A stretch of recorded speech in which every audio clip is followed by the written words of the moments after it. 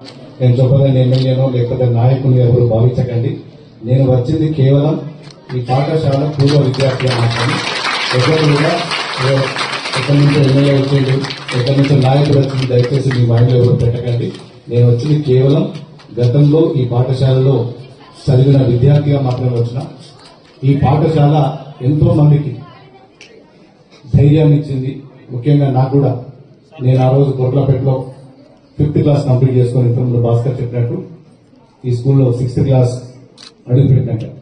ఆ రోజు ఉమ్మడి కరీంనగర్ జిల్లాలోనే వన్ ఆఫ్ ద బెస్ట్ స్కూల్లో ఈ బొప్పాపు హై స్కూల్. దీంట్లో నిజంగా ఆ రోజు సీట్ దొరకడం కూడా చాలా కష్టం ఉంటుండే. ఎన్ని హై స్కూల్ ఉన్నప్పటికీ కూడా బొప్పాపూర్ హై స్కూల్కి ఒక ప్రత్యేక స్థానం ఉంటుండే. ఎందుకంటే ఆ రోజు ఉన్నటువంటి టీచర్స్ కానీ స్టూడెంట్స్ ఉన్నటువంటి డిసిప్లిన్ చూసి ప్రతి ఒక్కరు కూడా బొప్పాపూర్ స్కూల్కి పంపితే మా పిల్లలు ప్రయోజకులు అవుతారు, వాళ్ళు బాగుపడతారని ఒకటి దృఢ సంకల్పం ఇక్కడ ఈ ప్రాంతంలో ఉన్నటువంటి పేరెంట్స్ లో చాలా గట్టిగా ఉండేది. నిజంగా ఆ సంకల్పం, ఆ నమ్మకం నన్ను కూడా ప్రేరేపించి ఖచ్చితంగా జీవితంలో ఏదో ఒకటి సాధించాలని ఒక సంకల్పం ఈ పాఠశాలకు వచ్చినాక నేను పుచ్చుకొని ఆ రోజు ఉన్నటువంటి టీచర్ల సహకారంతో, ఇంతకుముందు రామచంద్ర సార్ చెప్పినట్టు ఆయన మా టీచర్, నేను 9th క్లాస్ ఉన్నప్పుడు సైన్స్ టీచర్ గా మాకు వచ్చింది. ఆ రోజు 9th 10th మాకు టీచ్ చేసింది. ఆయన కూడా ఎన్నో సార్లు చెప్తుండే, నేను బాగా ఎంకరేజ్ చేస్తుంది. అప్పుడే ఉస్మాన్ యూనివర్సిటీలో చదువుకొని వచ్చింది.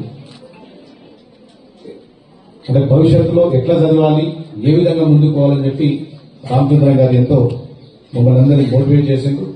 వారితో పాటు అప్పుడున్నటువంటి హెడ్ మాస్టర్ నాగభూషణ గారు ఉంది. ఆయన చాలా స్ట్రిక్ట్ ఉంటాడు. ఆయన చూస్తే అందరూ భయపడుతుంది, అందరూ కొడుతుండే బాగా. కానీ నిజంగా ఆయన ఆ రోజు అలా ఉండడం వల్లనే ఈ స్కూల్కి ఇప్పటికి కూడా అంత మంచిగా రావడానికి నిజంగా దేశ కారణం. అప్పుడున్నటువంటి నాగేంద్ర సార్ గారి, ఆనందచారి గారి, చాలా మంది, కొంతమంది పేర్లు గుర్తున్నాయి, గుర్తులేవు. నారాయణ గారు, వైకుంఠం సార్, నరసింహరావు గారు, శివరాజన్ గారు, చాలా మంది కూడా నిజంగా చాలా కష్టపడి వాళ్ళ ఫ్యామిలీ లైఫ్ కూడా సాక్రిఫై చేసి పిల్లల్నే తమ కుటుంబ సభ్యులుగా భావించి ప్రతి ఒక్కరు కూడా మంచి టీచింగ్, మంచి విద్యాబుద్ధులు నేర్పి ఇలా అమెరికాలో, ఆస్ట్రేలియా కానీ, లండన్ లో కానీ వివిధ దేశాల్లో వివిధ స్థాయిలో స్థిరపడ్డారు. ఇక్కడ కూడా మన దేశంలో కూడా చాలా మంది ఉన్నత ఉద్యోగాలు సంపాదించి జీవితంలో స్థిరపడ్డ వ్యక్తులు ఈ స్కూల్ నుంచి ఉన్నారు. ఇంకా మీరందరూ కూడా మీ అందరికి చెప్పే విషయం ఏంటంటే, మనం ఈ స్టేజ్ లోనే ఒక లక్ష్యాన్ని ఎంచుకోవాలి. ఇంతకుముందు మన కలెక్టర్ గారు చెప్పిండు బెలూన్ ఎగ్జాంపుల్, నిజంగా నాకు కూడా చాలా బాగా నచ్చింది. ప్రతి ఒక్కరు మనం అందరం కూడా ఈక్వల్, మనలో ఉన్నటువంటి పట్టుదల, కృషి ఉంటే ఏ స్థానానికైనా పోవచ్చు అని చెప్పి కలెక్టర్ గారు ఇంతకుముందు ఏదైతే చెప్పిందో వారి మాటల్ని తూచా తప్పకుండా పాటిస్తూ ఒక లక్ష్యాన్ని పెట్టుకొని దాంట్లో ఎక్కడ కూడా డీవియేట్ కాకుండా ఆ లక్ష్య సాధన కోసం నిరంతరం కృషి చేస్తే ఖచ్చితంగా మనకు కానిదంటూ లేదు. ఇలా అయిన వాళ్ళంతా గొప్పవే కాదు, కాని వాళ్ళంతా తక్కువే కాదు.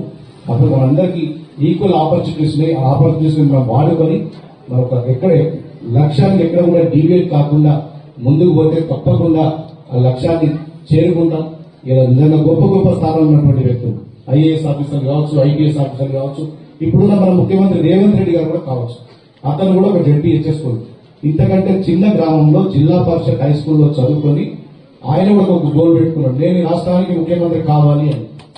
అతి చిన్న వయసులో 20 సంవత్సరాల టైంలో 2006లో జడ్పీటీసీ, 2007లో ఎమ్మెల్సీ, 2009లో ఎమ్మెల్యే, తర్వాత ఎమ్మెల్యే, ఎంపీ, టీసీసీ ప్రెసిడెంట్, 2023లో ముఖ్యమంత్రి. కనీసం 20 సంవత్సరాల లోపలే ఒక లక్ష్యం పెట్టుకొని ఈ రాష్ట్రానికి ముఖ్యమంత్రి అయ్యారు. అట్లాంటి వ్యక్తి జెడ్పీహెచ్ఎస్ స్కూల్లో చదివినటువంటి నాయకుడు రాష్ట్రానికి ముఖ్యమంత్రి అయ్యారు.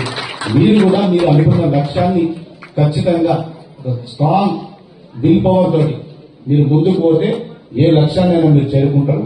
మన ముఖ్యమంత్రి రేవంత్ రెడ్డి గారు ముఖ్యంగా ప్రభుత్వ పాఠశాల బలోపేతం కోసం ఎంతగానో కృషి చేస్తుంది. ఈ దేశంలోనే తెలంగాణ విద్యా వ్యవస్థను ఒక రోల్ మోడల్ గా తీర్చిదిద్దాలని ఒక సంకల్పంతో విద్యాశాఖను స్వయంగా మానిటర్ చేస్తూ మన ముఖ్యమంత్రి గారు తాను ఈ దేశంలోనే ఈ విద్యా వ్యవస్థలో టాప్ ఉండాలని చెప్పి, దేశానికి రోల్ మోడల్ గా ఉండాలని చెప్పి మన ముఖ్యమంత్రి గారు నిత్యం తప్పిస్తున్నారు. దాంట్లోనే ఇప్పుడు ఇంటిగ్రేటెడ్ రెసిడెన్షియల్ స్కూల్స్ కానీ, తెలంగాణ పబ్లిక్ స్కూల్స్ కానీ, స్పోర్ట్స్ యూనివర్సిటీ కానీ, స్కిల్ యూనివర్సిటీ కానీ, దేశంలో ఏ ప్రభుత్వం చేయలేని విధంగా విద్యారంగానికి ఈ గవర్నమెంట్ తోడ్పడుతుంది. ఇంకా ముందు ముందు కూడా ప్రతి ఒక్కరికి ఉద్యోగాలు వచ్చే విధంగా ఎడ్యుకేషన్ సిస్టాన్ని తీర్చిదిద్దడం లక్ష్యంతో ఈ రాష్ట్ర ప్రభుత్వం ముందుకు పోతుంది. ఖచ్చితంగా మీరందరూ కూడా బాగా చదువుకొని జీవితంలో ఉన్న ఊరికి, మీ తల్లిదండ్రులకు, ఈ పాఠశాలకు మంచి పేరు తీసుకురావాలని చెప్పి నేను మనస్ఫూర్తిగా కోరుకుంటూ, ఇంతకుముందే మన భాస్కర్ చెప్పిన ఇక్కడ నా క్లాస్మేట్స్ వచ్చిండ్రు, సత్యనారాయణ రెడ్డి కానీ, ఇక్కడ భాస్కర్ కానీ, మన నారాయణ టీచర్, అదేవిధంగా కోమిడిశెట్టి శ్రీనివాస్, ఎల్లారెడ్డి, నా జ్యోతి లెక్చరర్ అయింది నా క్లాస్మేటే, ఇంకా చాలా మంది ఉన్నారు, కోమిడిశెట్టి రాఘవ సీను, చాలా మంది కూడా చదువుకున్నాం. వాళ్ళు కూడా ఈరోజు వారి వారి జీవితాలు అందరూ కూడా బిజీ అయ్యారు. మీ అందరి సహకారం తోటి ఇంకా ప్రతి ఒక్కరు కూడా జీవితంలో అనుకున్న లక్ష్యాలు సాధించాలని చెప్పి ఈ కార్యక్రమానికి ఇచ్చేసిన మన నర్సయ్య గారు కానీ, అభివృద్ధికి నా శక్తి వంచన లేకుండా కృషి చేస్తా.